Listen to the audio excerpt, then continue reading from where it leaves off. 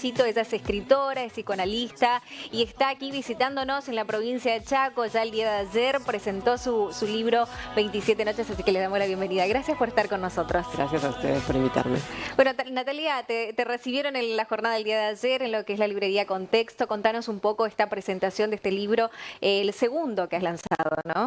Sí, en realidad es mi tercer libro. El primero fue un libro de cuentos con una distribución pequeña en Buenos Aires. Sí, es mi segunda novela. En este caso es una novela que está basada en hechos reales y eso implicó un proceso de escritura bien diferente. Y bueno, Resistencia es una ciudad que yo quiero mucho y gracias a Jessica Ayala y a Soledad Villagra presentamos ayer en la librería Contexto la novela y fue realmente un momento muy, muy cálido. ¿Cómo pudiste, 27 noches, como decías vos también, es una novela que tiene un tinte real pero también ficción? ¿Cómo pudiste realizar esta combinación tan preciosa que, bueno, vemos este resultado? Sí, al principio, durante todo el proceso de escritura, fue escrito con la idea de que saliera, que fuera una crónica novelada, digamos, ¿no? Con los nombres reales. Pero hay algo clave en las historias y es que es necesario encontrar la mejor forma de contar una historia, ¿no? Entonces, en un momento con la editorial se nos planteó la pregunta de, bueno, ¿cuál era la mejor forma de contar esta historia que está basada en nombres reales, en personajes que son muy conocidos? Y para tomar partido por la historia y no por los nombres propios, surgió esta idea de pasarla a transformarla en una historia de ficción basada en hechos reales. Y a mí me pareció mucho más interesante, digamos. A mí nunca me interesó que el libro, si fuese una denuncia, no sería literatura, ¿no? Sí. A mí me interesaba poner a disposición una historia que me parecía que tenía una serie de riquezas en cuanto a preguntas que pueden surgir y que si era una historia de ficción, permitía que esas preguntas salgan a la superficie. Entonces, bueno, fue todo un trabajo, sí. Le contamos a la gente por ahí, bueno, de qué se trata brevemente. Es una mujer de 88 años que, bueno, tiene un conflicto por ahí familiar. ¿Cómo lo tomaste esto? ¿Cómo pudiste llegar a mostrarlo en la novela? Sí, bueno, es un poco más que un conflicto, digamos, ¿no? Ella tenía 88 años, la novela tiene 88 años, tiene un novio de 63 y está de fiesta y pasándola muy bien y eso empieza a inquietar mucho a las hijas. No solo porque la pasaba muy bien, sino porque, bueno, se trata de una familia multimillonaria y ella estaba gastando demasiado dinero a ojos de las hijas que se empiezan a preocupar y la internan en un psiquiátrico, ¿no? Y después, buena parte de la novela muestra el derrotero de cómo ella consigue, gracias a un operativo de prensa, salir de la internación. Sí, es como un conflicto, es un conflicto familiar llevado al extremo, digamos, pero que me parece que permite hablar también de esos momentos que en determinado momento de la vida a todos nos toca, en mayor o menor medida, de que uno siente que tiene que hacerse cargo de los padres, ¿no? Entonces, ¿qué hacemos con mamá que le están pasando estas cosas? Y ahí, ¿hasta qué punto uno se hace cargo del otro y decide por el otro? Exactamente, y por ahí falta, me imagino, diálogo, me imagino comprensión también. ¿Y pudiste trabajarlo esto en lo que es la novela, en lo que es el derecho por ahí de los adultos mayores, en este caso? Sí, mi intención fue complejizar, no complejizar, ser fiel a la complejidad de la historia, ¿no? Porque vos decías, bueno, faltó comprensión, sí, seguramente, pero quizá mi costumbre psicoanalista me permite pensar, bueno, sí, probablemente faltó comprensión de estas hijas a esta madre, pero yo enseguida me voy un poco más atrás y digo, bueno, pero ¿y esta madre cómo habrá sido con estas hijas, no? ¿Habrá faltado comprensión también? De hecho, en el posfacio del libro yo planteo esto, ¿no? Como, bueno, está esa pregunta, ¿qué hacemos con mamá? Pero quizá ella como madre habrá tenido en un momento la pregunta de ¿qué hago con estas chicas? ¿No? En ese momento en donde las hijas empiezan a crecer y se empiezan a transformar también en personas que hacen cosas que quizá ella no estaba de acuerdo, no le gustaba, ¿no? Como que esa trama compleja, madre-hijas, a mí es la que más me interesa. ¿Cuánto tiempo te llevó realizar esta novela que es muy intrigante, se desarrolla, bueno, en un contexto en lo que es, como decíamos, ¿no? ¿no? Real, pero también novelesco, de ficción. Bueno, siempre es difícil porque uno nunca sabe bien cuándo empieza y cuándo termina. Bueno, se termina con la publicación, ¿no? Sí. Pero la escritura, la investigación me llevó 1 año y medio. Entrevisté a más de 50 personas y en total deben haber sido 2 años. La escribí entre el 2017 y 2018, contratada por otra editorial. Después, bueno, vinieron avatares económicos y demás y el libro quedó ahí, como nos quedan a veces a los escritores, los libros en archivos, en la computadora. Y después apareció la posibilidad de publicarla en Galerna. Habrán sido unos 2 años.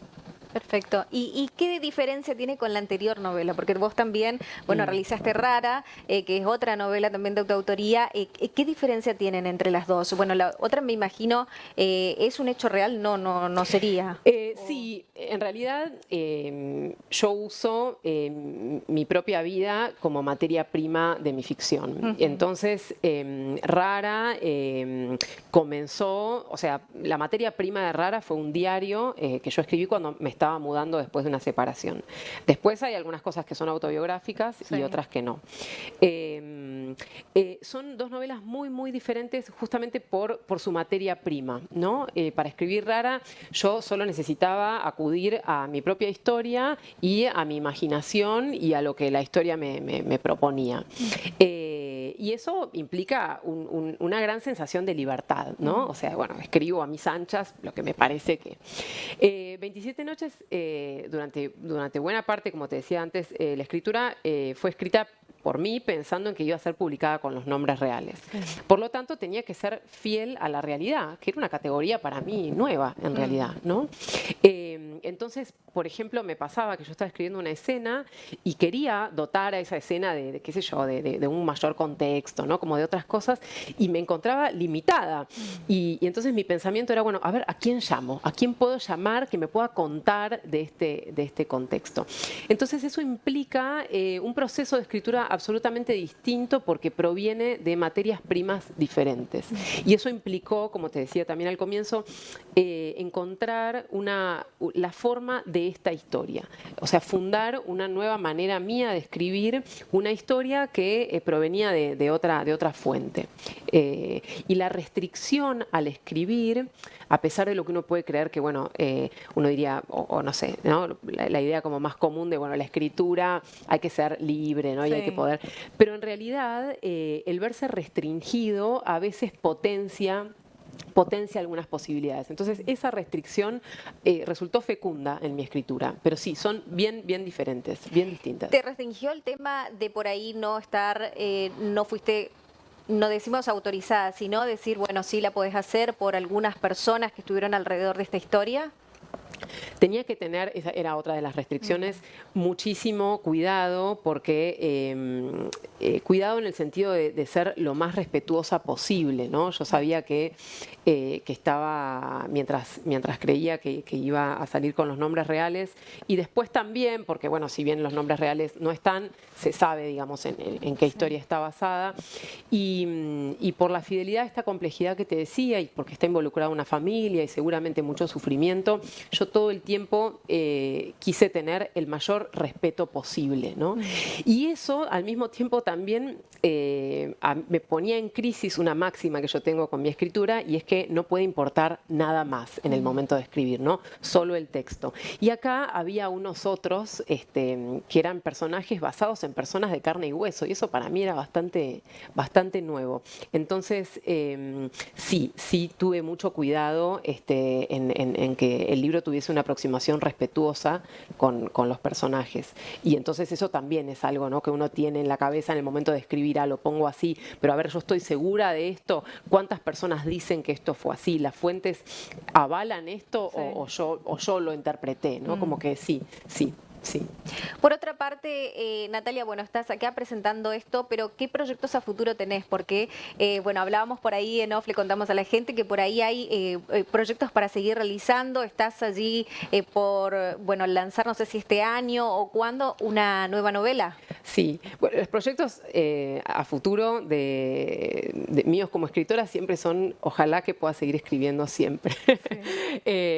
Sí, y hay una novela que va a salir por por Planeta, por MC, como salió Rara, que si todo sigue bien saldría en agosto. Y es una trama familiar también, tiene que ver con la muerte de un padre, con un abuso intrafamiliar, y quizá con una crítica a la clase media proveniente de hijos de inmigrantes italianos, ¿no? Que es un mundo que conozco muy bien, yo soy hija de inmigrantes italianos, y ese mundo del ascenso de clase social a la clase media y en Buenos Aires, ¿no? Sí. Todo ese asunto está ahí en la novela, es algo que a mí me interesa. Y sí, si todo sigue bien, sale este año. ¿Hasta qué día? Bueno, mañana te quedás aquí en la Ciudad de Resistencia. Contanos un poco también lo que tenés previsto hoy a la tarde. Ahí también vamos a ver un flyer enseguida nada más acerca de, bueno, una nueva propuesta que tienen para hoy por la tarde, 18:30. ¿Dónde va a ser? En el Domo.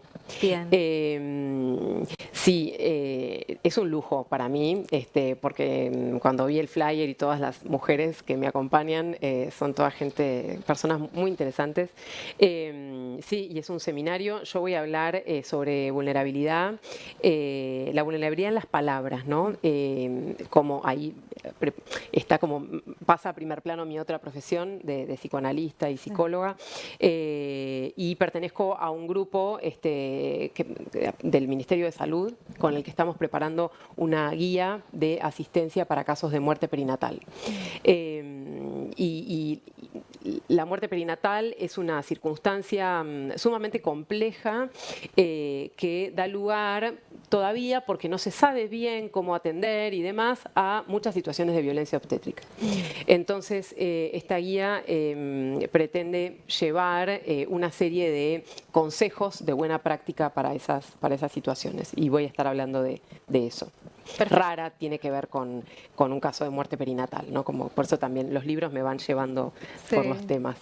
Por los temas que te interesan, ¿no? Sí, y sí. analizarlos también. Entonces, hoy 18:30 en el Domo del Centenario, también veíamos allí lo que es el flyer. Allí van a estar, bueno, también mujeres representantes aquí de la provincia de Chaco, y vemos también, bueno, lo que se va a tratar esta jornada en el marco del Mes de la Mujer. Gracias, Natalia, por estar con nosotros. ¿Tenés algunas proyecciones de volver aquí a la Ciudad de Resistencia? Sí. También, si todo sigue bien, en la Feria del Libro en octubre me tienen nuevamente acá. Bueno, vemos la próxima novela, ¿no?